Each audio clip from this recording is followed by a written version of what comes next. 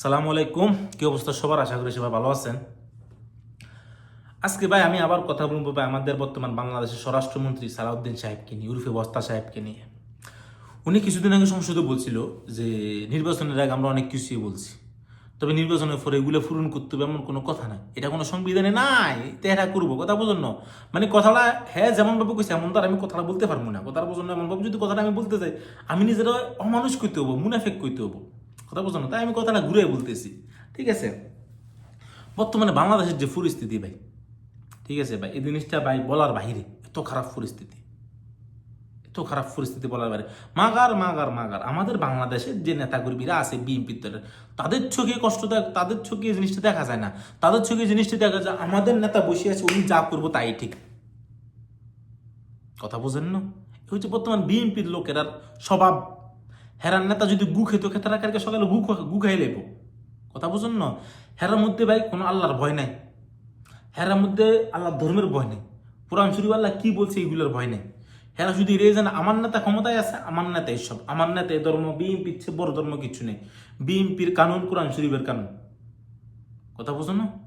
কথা বুঝো না? আবার বুঝে বলি, বিএনপি যে কানুন মানে বিএনপি যে আইন মানে ৭২ সংবিধান, ঠিক আছে, এটা কোরআন শরীফের আইনের চেয়েও বেশি। বিএনপির আইন, বিএনপির সংবিধান। কথা বুঝো না? হেরা আল্লাহর কোনো নিয়ম মানতো না, কারণ হেরা জাহান্নামে যাইতো না। তারেক রহমানের নাম নিলে হেরা জান্নাতে চলে যাব। ফেরেশতারা বলবে তুমি কার দল করতাম, বিএনপির কর্মীরা বলবি আমি তো তারেক রহমানের দল করতাম, আমি তো বিএনপি করতাম। ফেরেশতারা বলবো ঠিক আছে তুমি জান্নাতি। কথাটা বুঝতে পারছেন? এই হচ্ছে বিএনপির অবস্থা। এখন ভাই বিএনপির অনেক নেতা কর্মীর কথা বলছি তো অনেক গায়ে লাগে যাবো। আমাদের বর্তমানে বাংলাদেশের যে পরিস্থিতি ভাই, তেলের দাম কম, অনেক কম। ঠিক আছে, কি এরকম? আমাদের তেলমন্ত্রী একজন মহিলা, ওনার ঘরে তেলের অভাব পড়ে, কারণ রাইতুল উনি তেল দিয়ে কি আকাম মুকাম করে আল্লাহ জানে। এত কিছু দেয় খুলি কোন যেত না, খুলি গুলাই বিপদ ধরে যায়, তো কি আকাম মুকাম করে আল্লাহ জানে তেলের। তো তেল একটু বেশি বাড়ে ওনার। তো এই কারণে বাংলাদেশের তেলের দাম দিন দিন কমতেছে, বাড়তেছে না।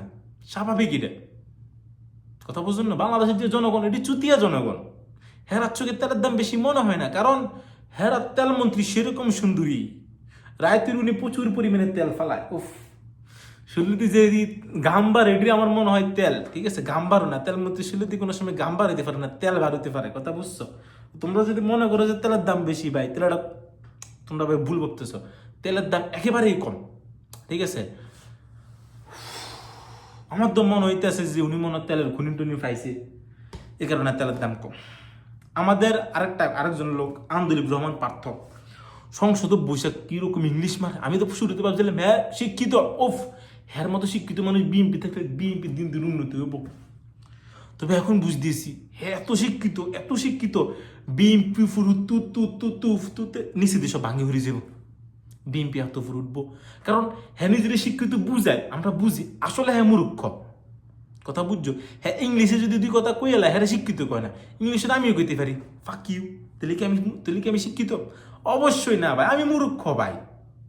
কথা বুঝতে না ভাই, ইংলিশে কথা কইলে ভাই শিক্ষিত হয়ে যায় না ভাই। হ্যাঁ নির্বাচন, আরে জুলাই আন্দোলন, হ্যাঁ নাকি গত 17 বছর ধরে জুলাই আন্দোলন করছে, ছোটখাটো বহুত জুলাই আন্দোলন হয়েছে। হাসান আবদুল্লার বয়স নাকি সিমকালা 10 বছর ছিল, নাহিদ ইসলামের বয়স 10 বছর ছিল, মানলাম আপনার বয়স সিমকালা 27 বছর ছিল, মানে ধরি দেন না 30 বছর না 27 বছর, আমরা বেশি ধরি না, আমরা বাংলাদেশের জেনজি ফোলা পাই, আমরা বেশি ধরলে ঘুনো হইব। ঠিক আছে, তো আমরা 27 বছর আপনার বয়স ধরি। ঠিক আছে, তো 17 বছর ক্ষমতা থাকা অবস্থায় আমাদের বুঝান।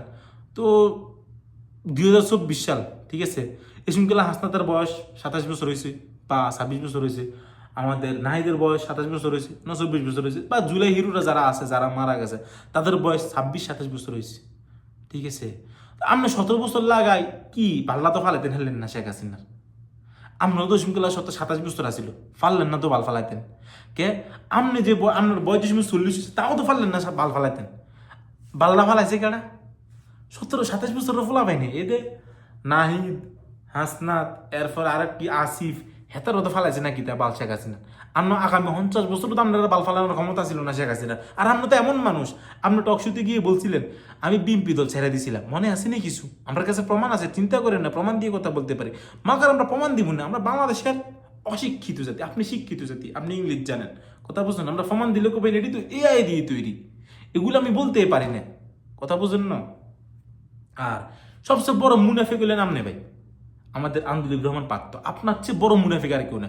কারণ বিএনপি ক্ষমতায় আসার আগে শেখ হাসিনার আমলে আমরা আমি ফেরাস্তার মতন ভাবতাম, আপনি অনেক ভালো মানুষ, আপনি যেটা বলেন একবারে ঠিকঠাক বলেন। ক্ষমতা আসার পরে আপনি যে পরিমাণে চাঁড়া শুরু করছেন, তেলমন্ত্রীও ফিস করে লাইছে, আপনি যে পরিমাণে চাটতে পারেন।